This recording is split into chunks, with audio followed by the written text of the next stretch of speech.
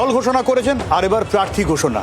হুমায়ুন কবিরও জোড়া আসনে ভোটে লড়ছেন, আর প্রথম দফার প্রার্থী ঘোষণা 15 আসনে।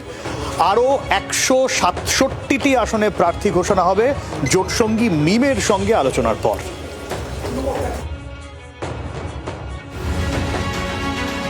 ভোট ঘোষণার পর প্রথম দফার প্রার্থী তালিকা ঘোষণা করেছে বাম ও বিজেপি।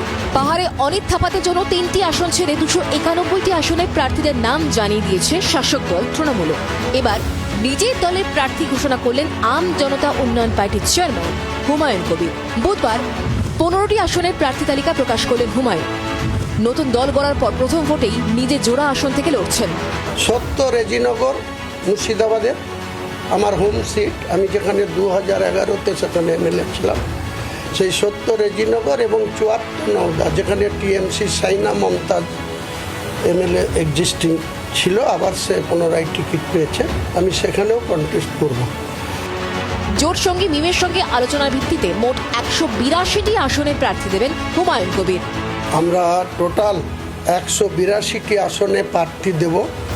মিম আমার সঙ্গে আনুষ্ঠানিকভাবে জোটে থাকছে, কাজেই আগামী 22 তারিখে মিমেন কোন কোন আসনে লড়বে, আর আমরা টোটাল 182-র মধ্যে আমরা কত আসনে লড়ব।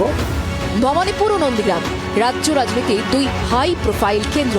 দুই কেন্দ্রেই ঘুঁটি সাজাচ্ছে আম জনতা উন্নয়ন পার্টি। নন্দীগ্রামেও আমার প্রার্থী অলরেডি ঠিক হয়ে আছে, আর ভবানীপুরে আমি একজন নন বেঙ্গলি মুসলিমকে প্রার্থী করব, সেটাও আপনি 22 তারিখে আমার পেয়ে যাবেন। কংগ্রেস সূত্রের খবর, এবার বহরমপুর থেকে দাঁড়াতে পারেন প্রাক্তন সাংসদ ও প্রাক্তন প্রদেশ সভাপতি অধীর চৌধুরী। তিনি বিধানসভা ভোটে লড়লে তাকে সাহায্য করতে প্রস্তুত হুমায়ুন কবির।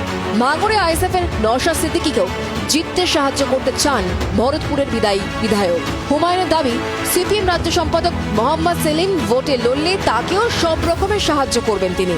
খাতায় কলমে হুমায়ুন কবিরের দলের সঙ্গে কংগ্রেস অথবা আইএসএফ এর কোনো অফিসিয়াল সমঝোতা বা বোঝাপড়া হয়নি, বরং তিনি বোঝাপড়ার দিকে এক পা এগিয়ে রয়েছেন এআইএমআইএম এর দিকে।